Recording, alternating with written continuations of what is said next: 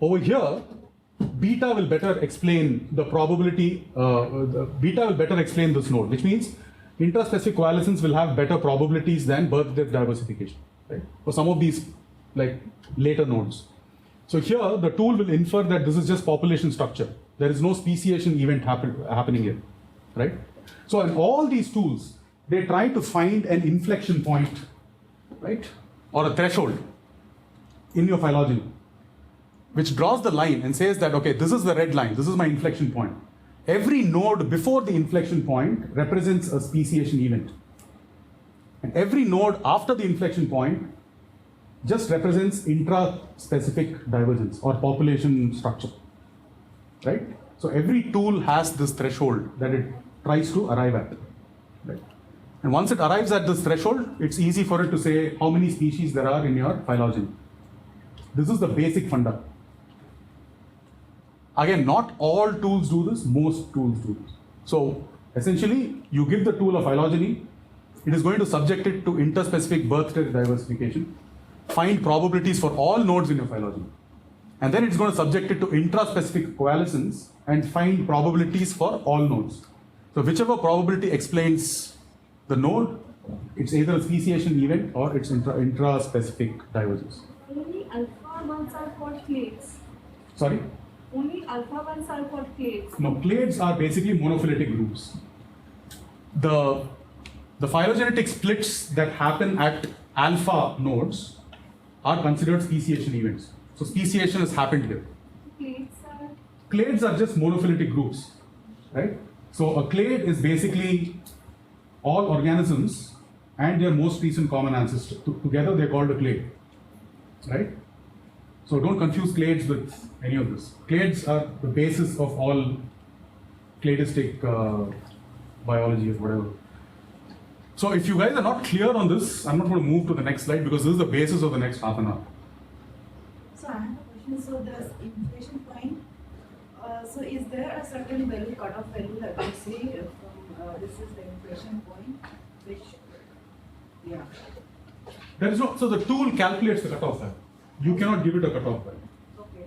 So, okay, tool average, and like, is there a certain average that the tool decides? For example, 80%, something Yeah, like that. yeah, it's something like that.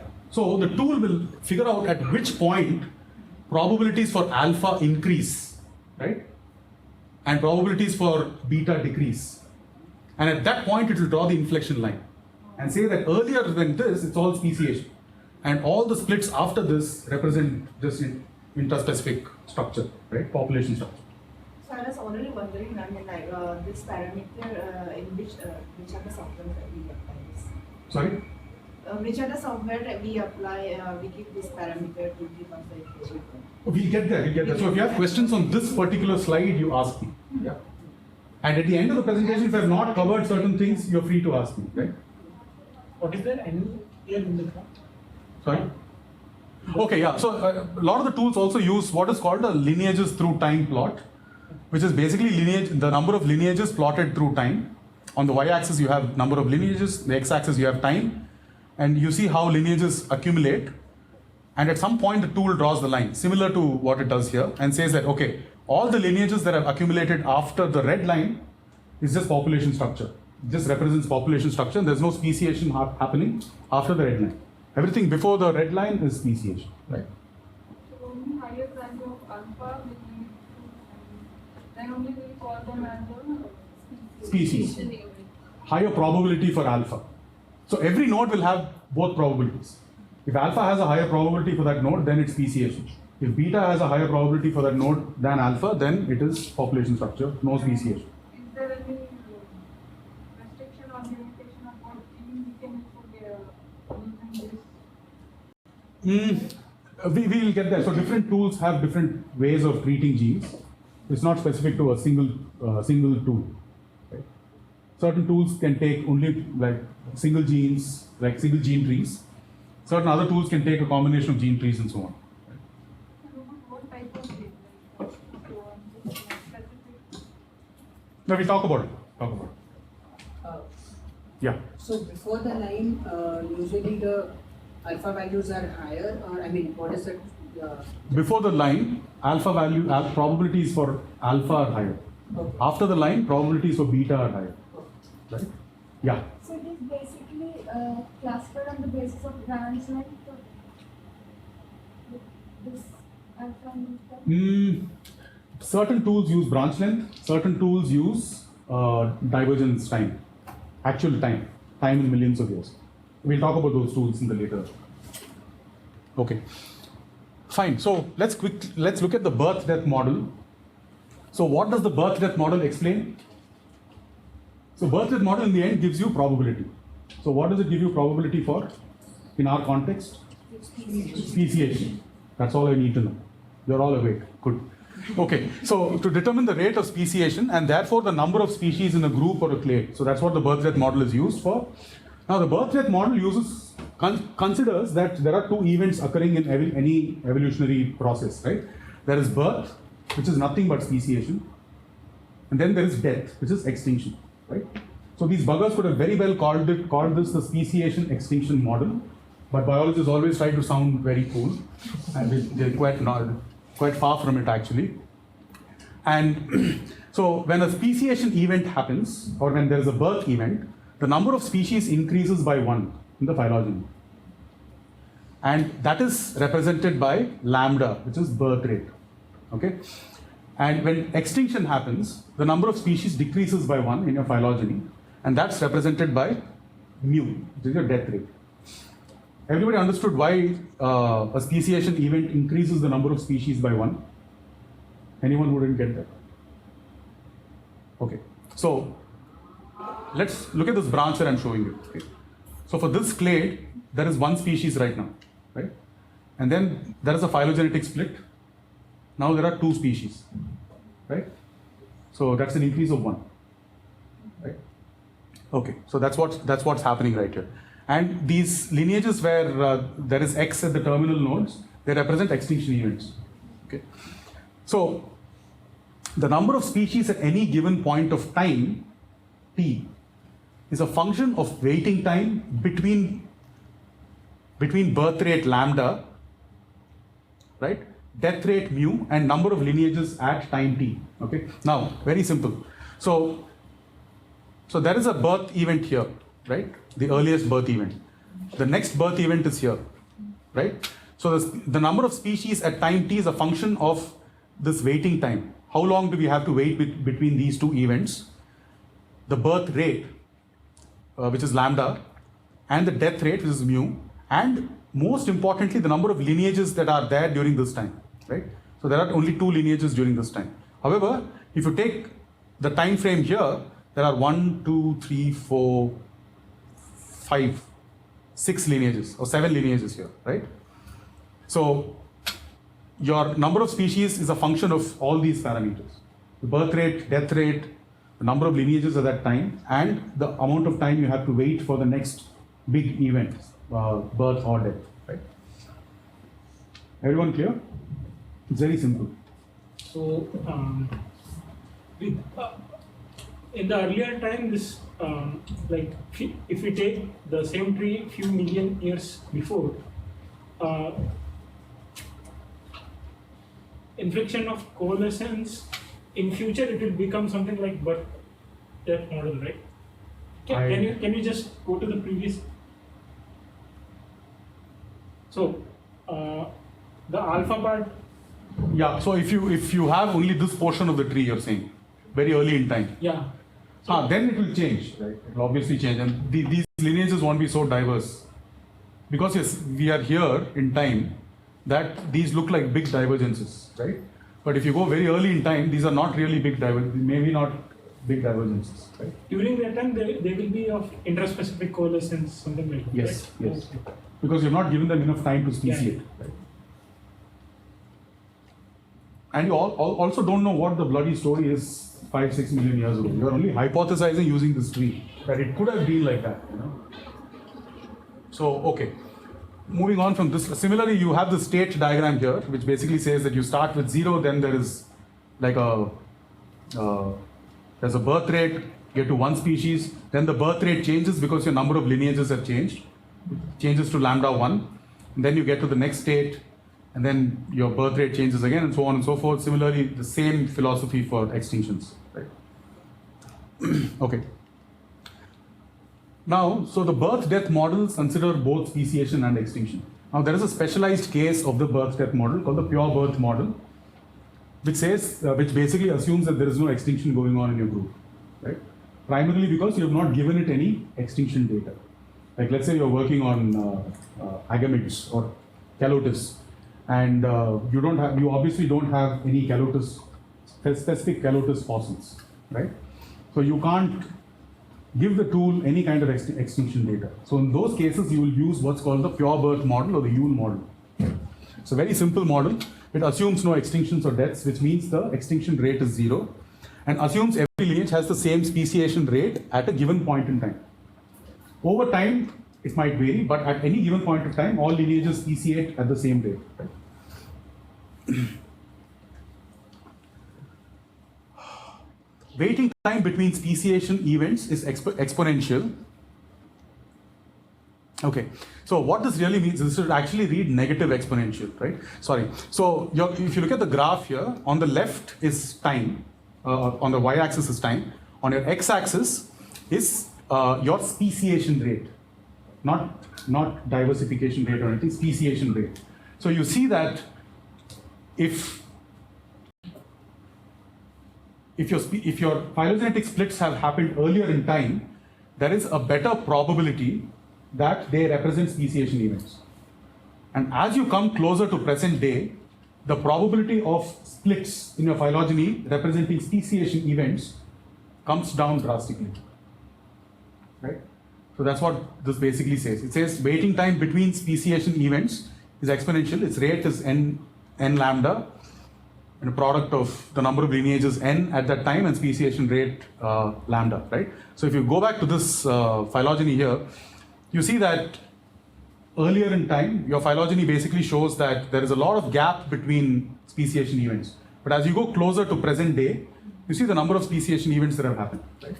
But the idea is that the Yule model doesn't consider these speciation events because they're closer to present day. So that's what this graph represents, right? So as you go closer to present day, the probability of your splits representing speciation events is very low, right? Okay. And one cool thing about the Yule model is it uses this parameter called P, or it calculates this parameter called P, which is basically probability.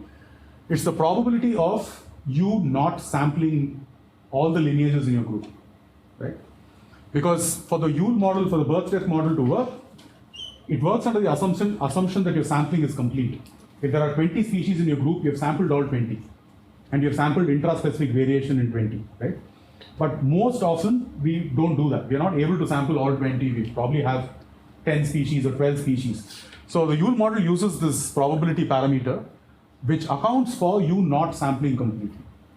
Right? For example, in this phylogeny, you have this one clade. Let's say we have sampled all these 3 lineages in this clade. But in the second clade, we have sampled only one lineage, right? We've just sampled, let's say, this lineage. We have forgotten these 1, 2, 3, 4 other lineages, right? So this P will account for that. It's quite a cool thing. I don't know how it does it, but it does it. And it depends on time of the start of the process, the origin time or root age of a time tree, right? Okay. Cool. So if you have to represent the pure birth model, so you input what's it's called a time tree. Do you guys know what a time tree is? Or an ultrametric tree? We've not done Beast yet, huh? So a time tree has ages for each node. We have nodes and edges in a phylogeny, right? So every node has a age. Like let's say your oldest node, which is the root of your phylogeny, say let's be probably 100 million years. Similarly, all your nodes in your phylogeny will be dated based on that 100 million years, right? So it will all it will decrease over time. So the subsequent nodes will be at, let's say, 90 million years, 80 million years, and so on till present day, right?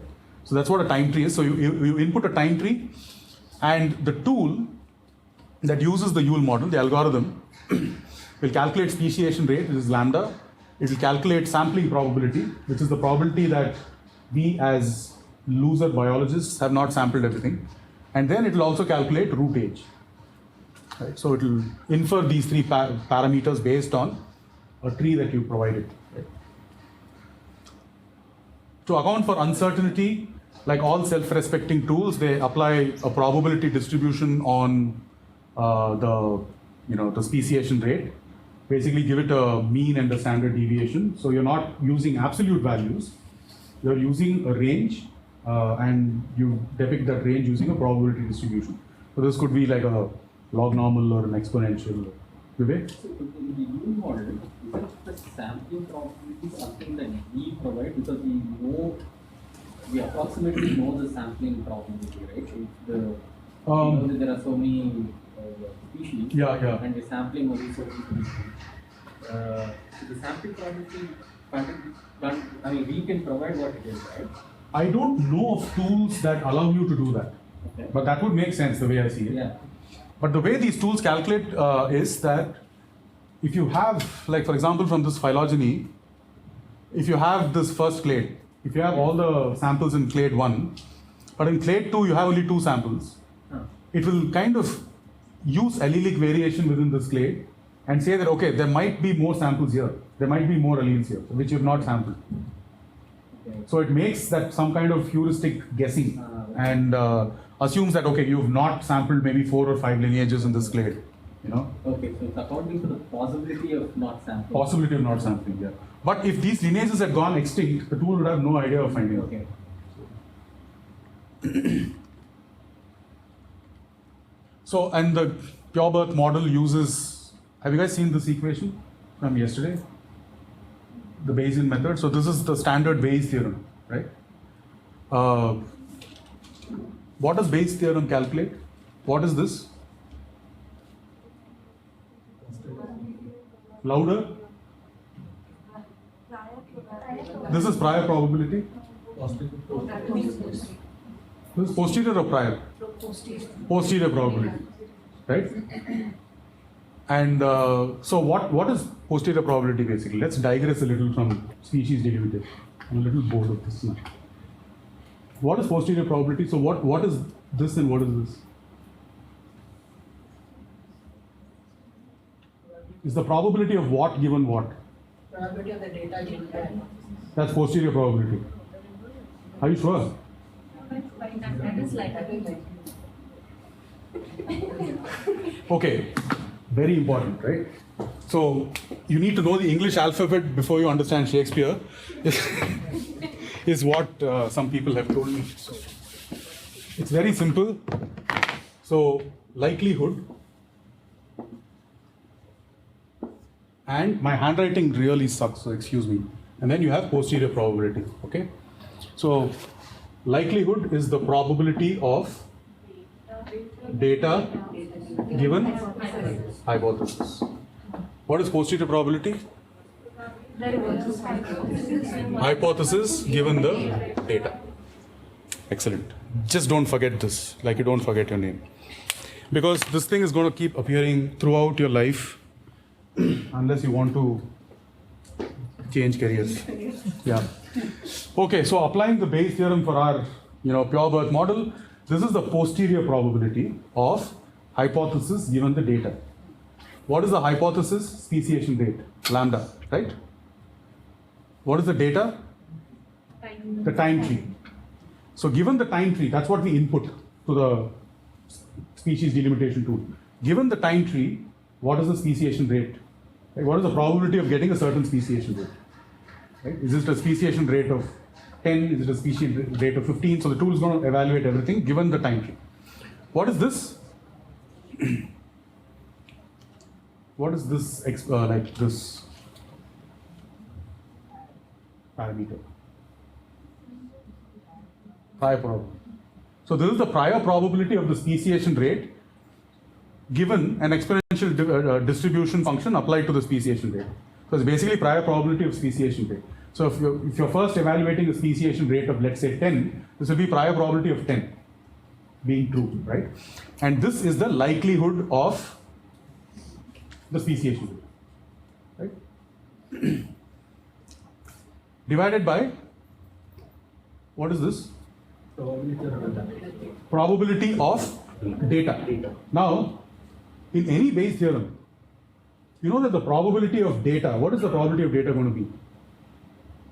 So this is the time tree that you've given input to the tool. So that tool is true, that data exists. So what is this denominator in Bayes theorem? Louder? I heard someone murmuring the answer. 1. Yes. So the data is already there. The probability of the data being there is 1. Right? But this is not really probability of data. This is actually marginal likelihood of data. Because the probability of the data will always be 1.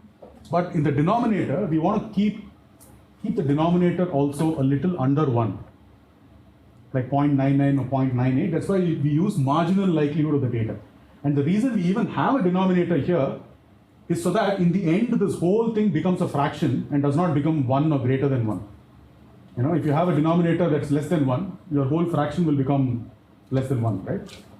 Because there is a chance that this might go over 1. So that's the reason they even have this marginal likelihood in the denominator. So remember this Bayes theorem, this Bayes formula is going to come everywhere, okay? Okay, so pure birth model uses Bayes formula, and let's move on. Then you have the constant rate birth-death process. I'm not going to go over this. It's the same as the birth model, but it takes extinction into account. It calculates an extinction rate too, right? And it uses, it calculates two things called diversification rate and turnover, uses priors to calculate them, and then infers speciation and extinction rates. It's probably all you need to know, because unless you have extinction data, you're probably not going to use the birth-death model at all. You'll only use the pure birth model, the Yule model, right? Okay.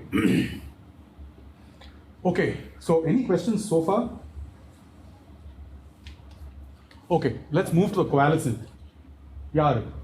So how does the tool account for incomplete sampling? You said that based on the LED projection, it can predict that. It might be able to predict that, okay, there are some alleles missing. Then what does it do to account for that? I don't know how it uses that probability of incomplete sampling, but it uses that parameter to correct for incomplete sampling, to get as close as possible to the real variation in nature. Right? Okay. So can you use these tools as a guide for your sampling? Suppose you have sampled some of the populations, you feed this data, then it says that there might be some other population. You probably can. I've never tried it. You probably can. Sample alone. Yeah. You probably can. In the diversification approach, we actually provide this sampling fraction to account for The incompleteness. Yeah. Yeah. So, okay. Coalescent. Very important. This is going to happen like quite often in your life, because a lot of these phylogenetic reconstructions are have moved already towards coalescent tree building, right? No one's using, oldest to newest now. Okay, so in your traditional approach of tree building, you would look at a tree this way, right? From the root to the leaves, the oldest to the newest, right?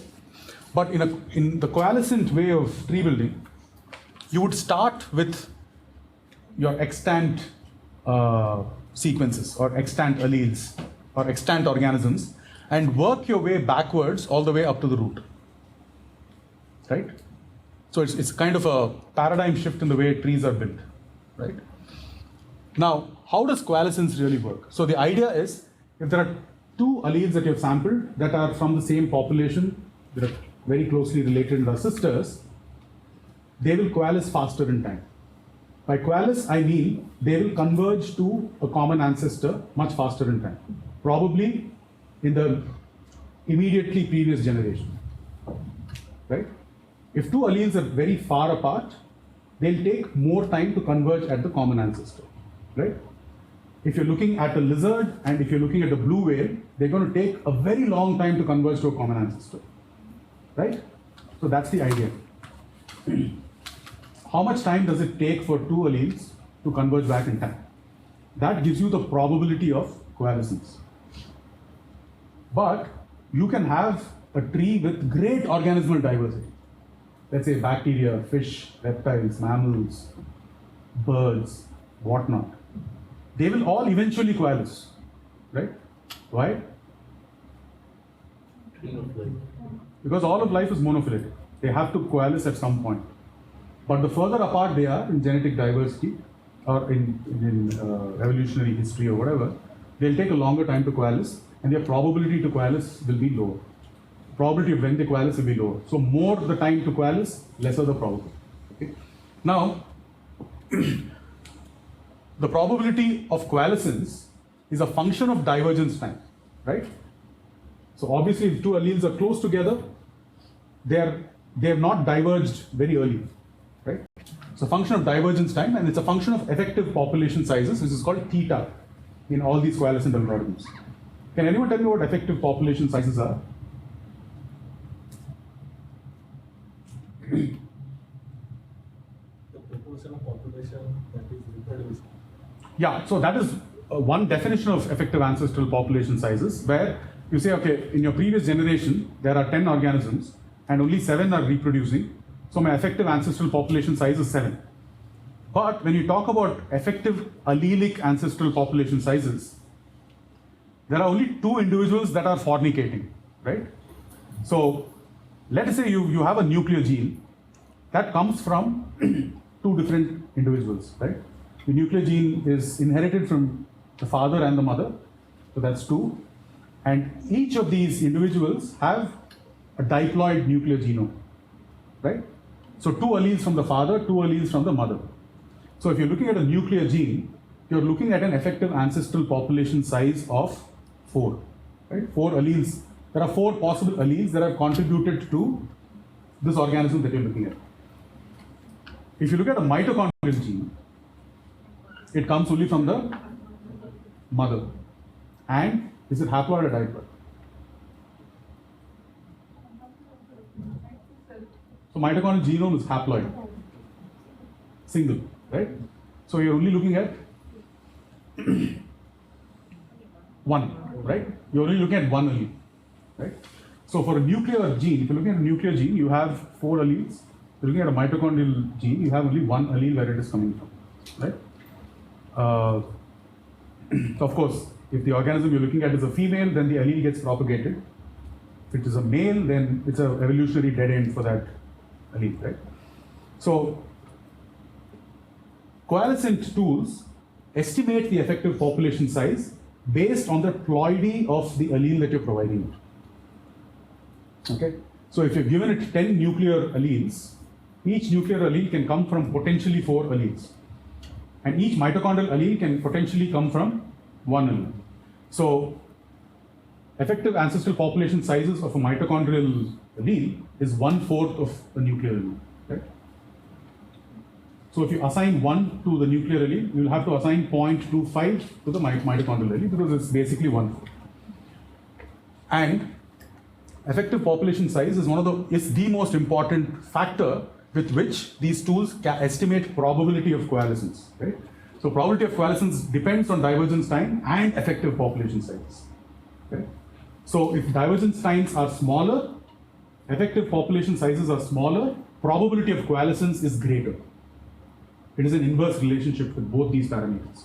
So with long divergence times and nuclear alleles, a huge effective ancestral population, probability of coalescence is going to be very less. Short divergence times, very small effective ancestral population sizes, probability of coalescence is going to be very, very high, right? And what happens when the probability of coalescence is very high in our context? How do we interpret that node?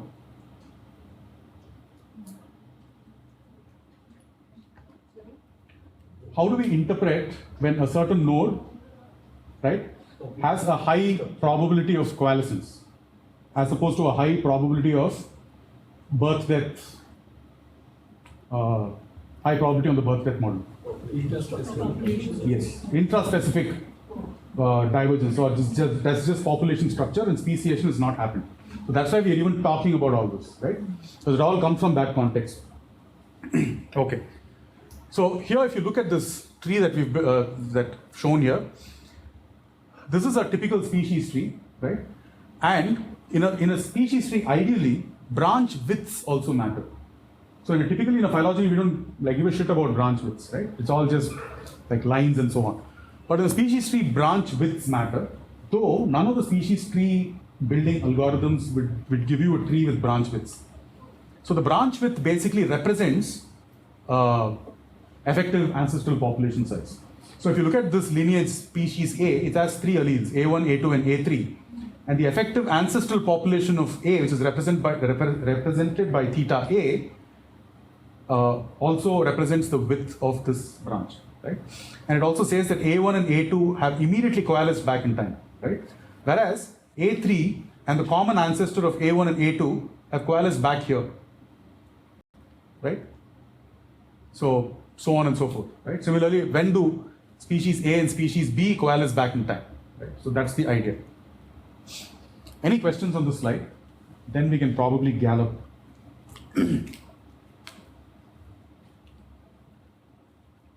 I assume that's a no. Okay. Okay, so let's just assume a simple case, okay? A Wright-Fischer model. A Wright-Fischer model is probably the simplest population genetics model that ever existed, because it basically assumes nothing is happening in the population, right? So it assumes finite population size, which means the size of the population never changes over time. Assumes overlapping generations, non-overlapping generations, which means at time unit t, let's say unit of time is 1 year. In 1 year, you'll have a set of organisms. The next year, the old set is completely gone, and there is a complete turnover of a new set of individuals, and the same number of individuals. So non-overlapping generations with specific units of time, right? So you won't find grandchild, father, grandfather in the same unit of time. It is all, one generation. Right? That's what the Wright-Fischer model assumes. And random mating, which means that any organism can do any other organism in that population. There is no selection going on, and there is no population structure, right? So the only evolutionary process acting on a Wright-Fischer population is drift, right? That's the only evolutionary process that's going on. Now, assume a Wright-Fischer population, and let's say at the oldest time t, these are the set of individuals, right? And as you move over time, there is a new allele that has come over. And as you keep going, the dynamics of this population changes a little. There's a red allele, and then there's a green allele that props up, and then you move over time, and modern day population looks like this. There's some green alleles, there's some ancestral blues, pink ones, and some yellow. So if you look at the traditional way of tree building, you will try to infer from the root how these alleles are related, right? But in a coalescent approach, let's say you have sampled these 2 green alleles, this blue allele, these 2 pinks, and this yellow, right? You realize that these 2 green alleles coalesce at some point back in time. These 2 pink alleles, so basically now you build this tree and you realize there are 2 broad clades, right? One is the green clade and the other one is this, right? You realize that the 2 pink ones have immediately coalesced in the previous generation. And then the yellow one coalesces with the pink ones, and they all coalesce with blue, and finally, very, a long time back in evolutionary time, these 2 clades converge at the second generation. Right? So that is how the coalescent approach builds the tree from backwards, right? Okay. Now, let's look at some coalescent probabilities. Let us take the same example, Wright-Fischer population. On your y-axis, on your y-axis is time, evolutionary time, and x-axis not really an axis because it's not moving, but you have 10 individuals here, or let's say n individuals in the population, right? And your y is time. And this is your most recent generation, right?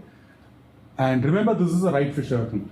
So what is the probability that these 2 individuals from the present generation will coalesce at the same ancestor in the previous generation?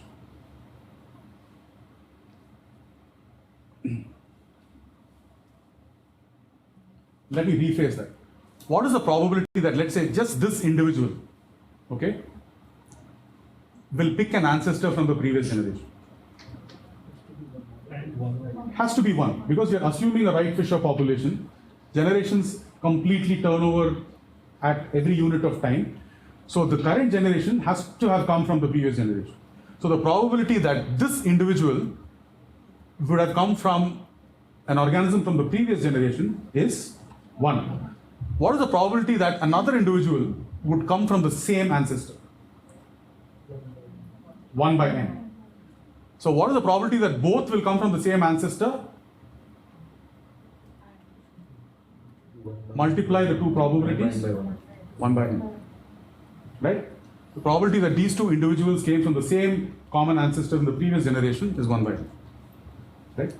So what is the probability that these two did not come from the same ancestor? 1 minus n. Simple, right? Now, we are just looking at the previous generation here. What is the probability that these two coalesced G+1 generations ago?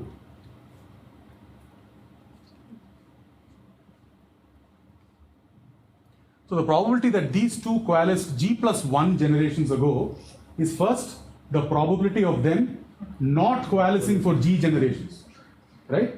If they have had to coalesce at G+1, they shouldn't have coalesced till G. So what is the probability of not coalescing? 1 minus 1 by n. So the probability of not coalescing till G generations is 1 minus 1 by n multiplied G times. Right? Yeah? So 1 minus 1 by n to the power G. So this probability has to be followed by the probability that they will coalesce at G+1. And what is the probability of coalescing? So this formula is quite simple. 1 by n multiplied by the probability of coalescing at G+1 multiplied by the probability of not coalescing until G. Okay?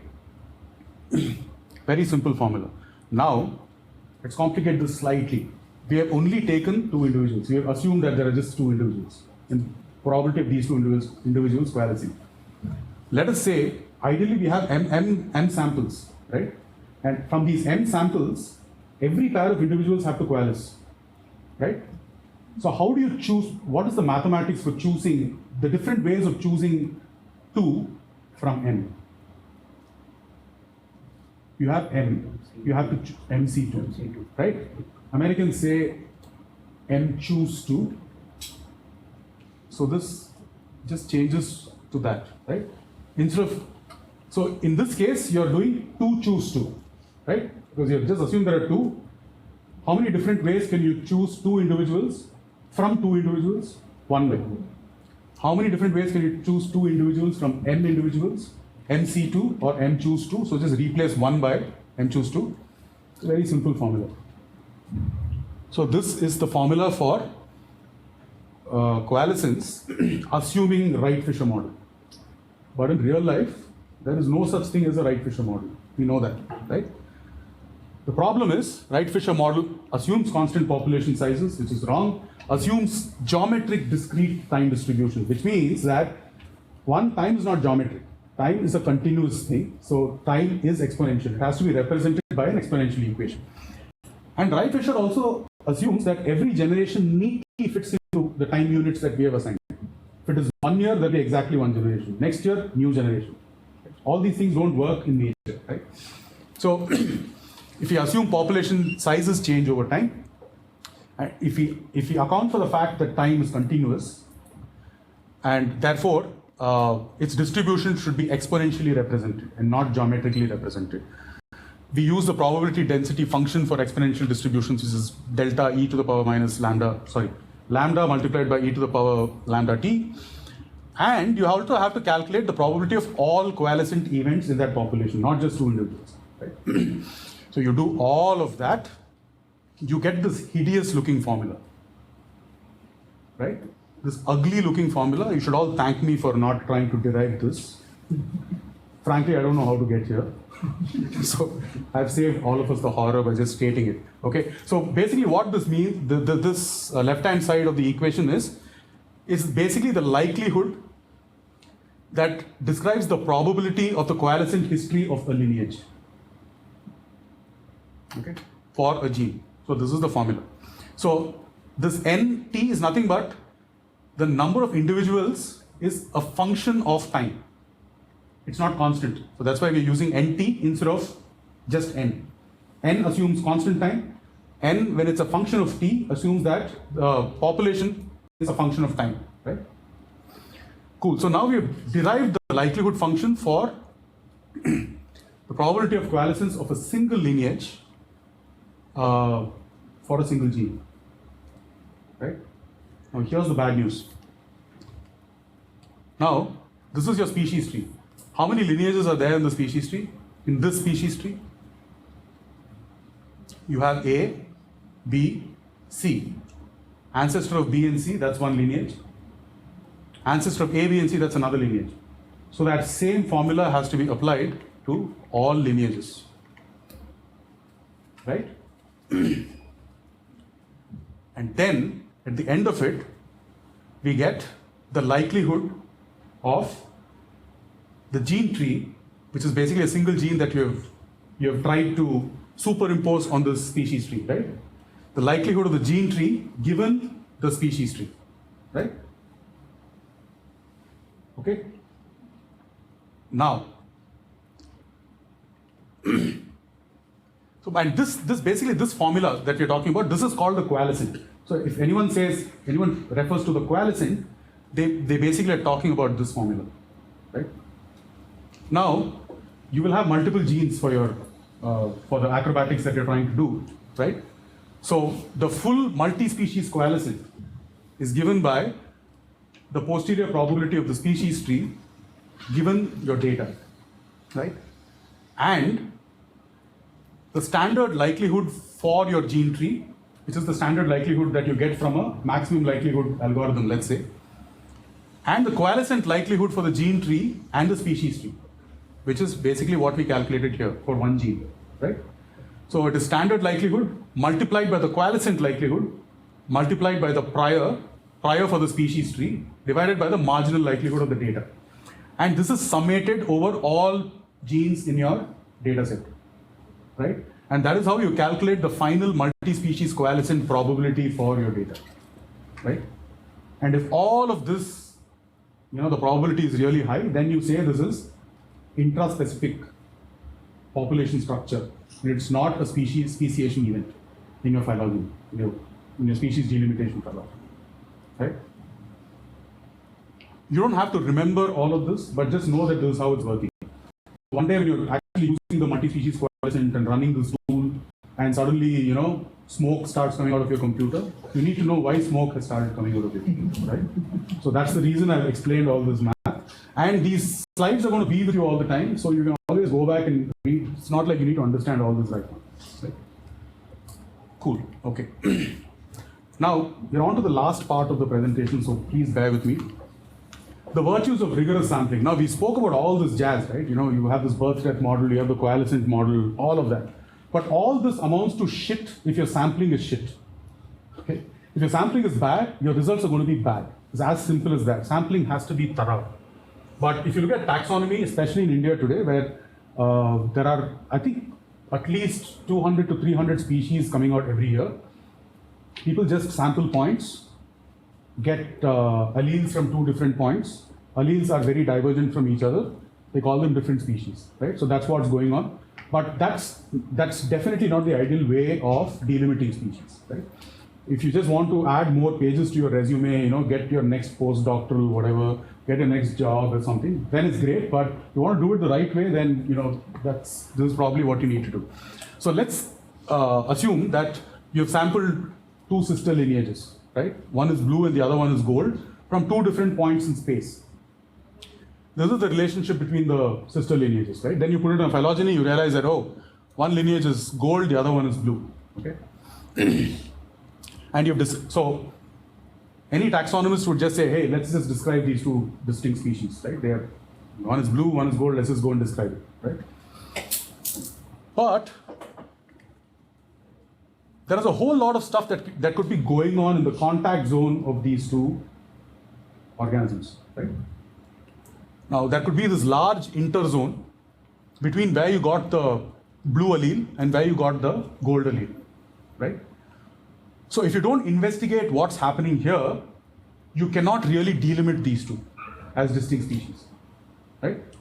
What are the possible things that could be happening here? I mean, I could go wrong with these slides, and this is the first time I'm presenting these, so correct me or feel free to add here, but these slides are quite important. The lineages could be actually allopatric, which means there is a separation between the blue allele and like a geographic separation, for example, between the blue and the golden allele, right? Something like this. They never actually meet. So you need to find this evidence for allopatry. And then you can kind of confidently say that these are independently evolving lineages. So therefore I can call them distinct species, right? So allopatry is one possibility. That's a good scenario for you to describe two new species. Or the two alleles could be sympatric but reproductively isolated. Something like this, right? This could be because the blue organisms could be occupying a different niche. The gold ones are in a different niche. So they don't have the chance to really mate, though they are sympatric. Or there could just be some physiognomic differences in these organisms that prevent them from reproducing, right? Now, if you put these alleles, if you sequence all of them in the contact zone, and you put them in a phylogeny, the blue ones and the gold ones will be monophyletic, reciprocally monophyletic, right? So you still have a good case to call them distinct species, because despite sympatry, there is still reproductive isolation. So that could be happening in the contact zone. Here's where the complications start. There could be hybridization going on, right? So something like this, right? So there is some area in the contact zone where the blue and the yellow meet and they are hybridizing. So hybridization by implication means that the blue one is a distinct species and the yellow one is a distinct species. They're not entirely reproductively isolated, they are hybridizing. So if it's not hybridization, then the next could be, there could be just a genetic intergradation within a single species, something like this, right? Now, if it's the last case, which is what we all should be testing for, if it's the last case, we cannot call blue and yellow distinct species. If it is any of the other three cases, based on your genetic line of evidence is clean to call them distinct species. The last case, they are definitely not distinct species, right? Now, look at these charts. This is from Hillis et al. It's a 2021 paper, came a few months ago. So when there's hybridization going on, let's say between blue and gold, right? There is a contact zone in between. So the A represents this range of two species with a zone of overlap in the middle. B is a structure plot showing proportion of ancestry of an array of individuals. So each line is an individual in this rectangle, okay? From across their range and contact zones. So if hybridization is happening and this is your contact zone, right? There will be very few individuals that show, evidences of both alleles being there, right? Right? And if you plot this in a hybrid index, right? Look at figure C. In the hybrid index, 0 represents the blue population, the blue allele. 1 represents the gold allele. Okay. Now, when you sample from the contact zone and you put it against a hybrid index, you will find a lot of blue alleles, right? The frequency of finding blue alleles is high. You will find a lot of golden alleles, and you will find a few that are intermediate. Just a few. And then you'll find a few that are few hybrids that are back crossing with blue, which is here, 0.25. Few hybrids that are back crossing with gold, which is 0.75. So you'll see this U-shaped pattern, right? If there is hybridization going on. If you see this pattern, you can be convinced that blue and gold are kind of different species, and there is a hybrid zone, right? Otherwise, what could be happening is, you have two geographically variable forms of the same species, and there is a contact zone between these two forms, right? The same structure plot now looks like this, right? So there is a great deal of evidence that blue and gold are actually interbreeding, and there is like evidence from the contact zones that most individuals look like this, right? As opposed to here, where large quantity of just blue alleles, large quantity of just golden alleles, very small little evidence of mating between the two populations. But here you'll see this pattern in the structure plot, right? And if you put it against a hybrid index, just in the contact zone of these two, populations, you will not find any pure blue allele or any pure gold allele, right? They will all look like this. It will all be like a combination of blue and gold in every individual that you sample, right?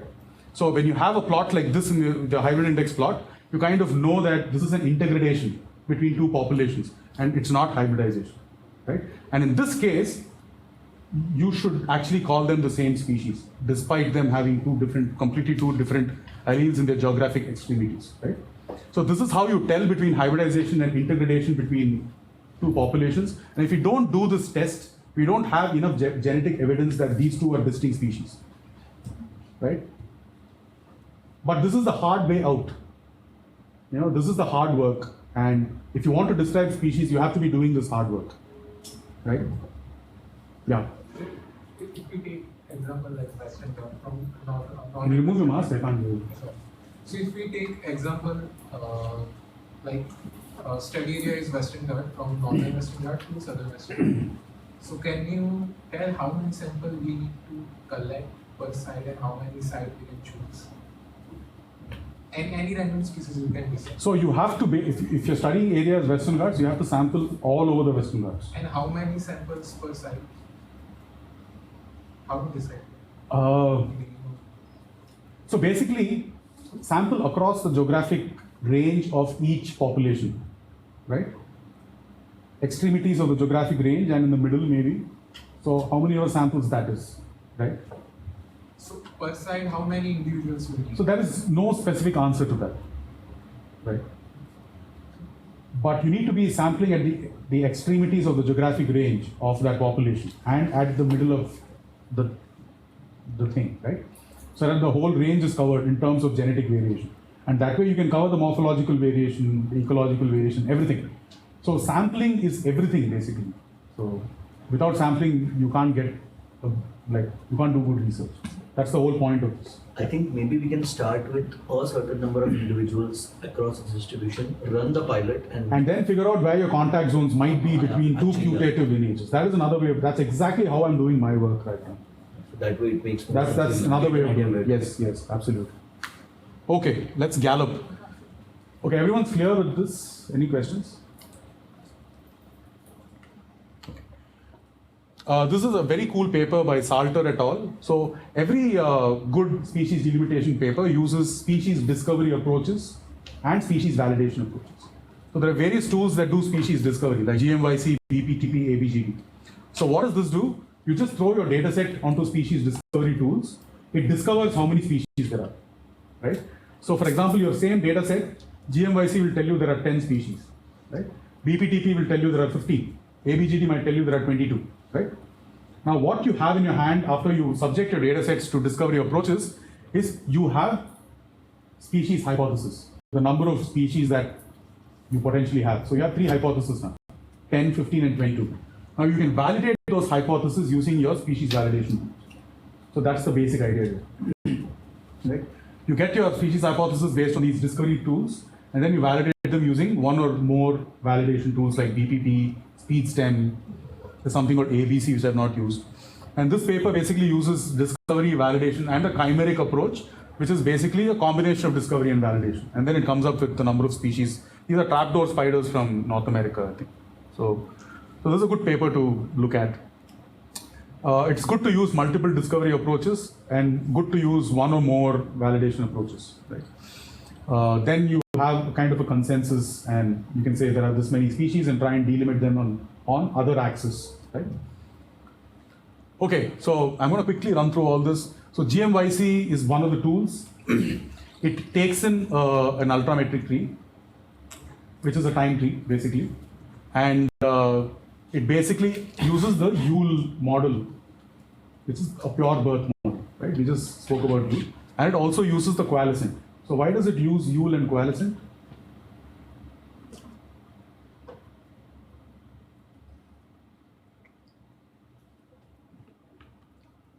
So why does it use the Yule algorithm and the coalescent algorithm? What is the purpose?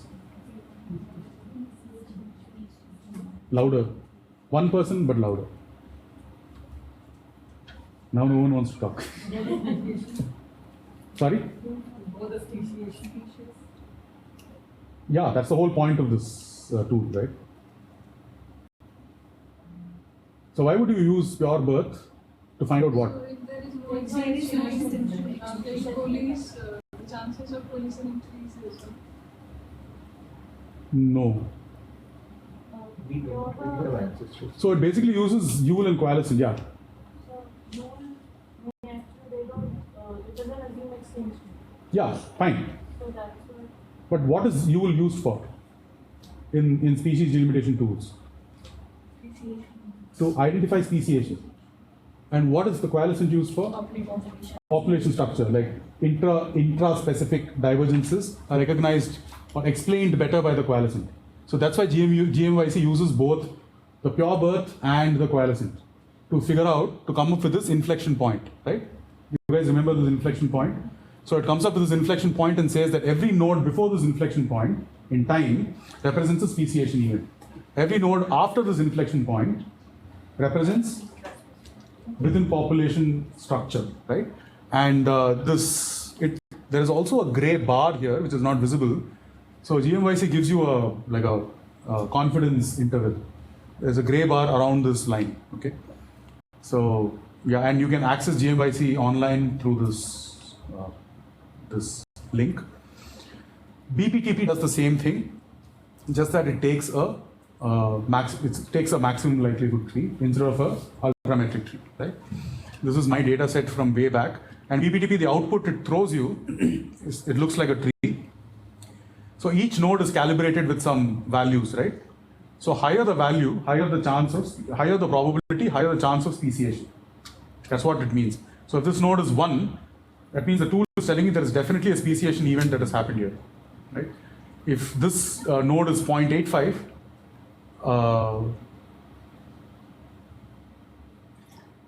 it's saying there is a high chance of speciation or whatever. I don't understand how this came about. But and if it gives you a red clade, right?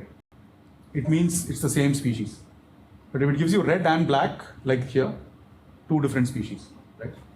If all these 4 were the same species, this whole clade would have been red. You get my point? So wherever you see red, you know that it's done some delimitation. Very simple tool. You can access it from here. BPTP is slightly more complex because it uses a pure coalescent approach, a multi-coalescent approach. It estimates population sizes, it estimates divergence times. It's not as straightforward as the other 2 tools that I spoke about, but it's quite a cool tool, and I would encourage anybody doing species delimitation to use this. So the idea is that you give BPTP your data, BPP, you give it your data, and you give it what's called a guide tree, right? A guide tree is basically what you think are the number of species in your data, right? You could have inferred this from one of your discovery tools, right? The discovery tools could have told you that there are 5 species, and these are these 5 species are related, right? So you input a guide tree to your BPP tool, and say these are the relationships, and these are the different species. Now, BPP will evaluate a 5 species model first, and give you posterior probability for a 5 species model. Then, it will merge 2 sisters, right? Here it's merged 4 and 5, which are sisters, and evaluate a 4 species model and give you probability for that. And then it will merge a different 4 species model. Here it's gone down here, but here it's merged 1 and 2, as you can see, right? And it will evaluate a different 4 species model. Similarly, it will evaluate a 3 species model, 2 species model, and a model which says that all the organisms you have are just 1 species. It will give you posterior probabilities for all of this. You pick the model with the highest posterior probability. Very simple. The bottom line here is, if you think in your data you have 5 species, BPP can only evaluate 4, 3, 2, and 1. It cannot evaluate 6, 7, 8, 9. So if you think you have 10 species in your data, input a 12 species guide tree to BPP. So it can evaluate 12, 11, 10, and so on. It can never evaluate more than what you give it. It can only evaluate less. Like if you give it 5, it can evaluate 4, 3, 2, 1. Right? So that's an important thing, but BPP is a very, very good tool to use. You can play around with population sizes and so on. You can give different population sizes to see if your species models change, they remain the same, right? Or you can just allow BPP to estimate population sizes. That also you can do. Or you can explicitly specify population sizes to see if your models change. Right? Okay. That's the end of the presentation. So these are some points to ponder. I'm going to let you guys read some important things that are highlighted. So when in doubt,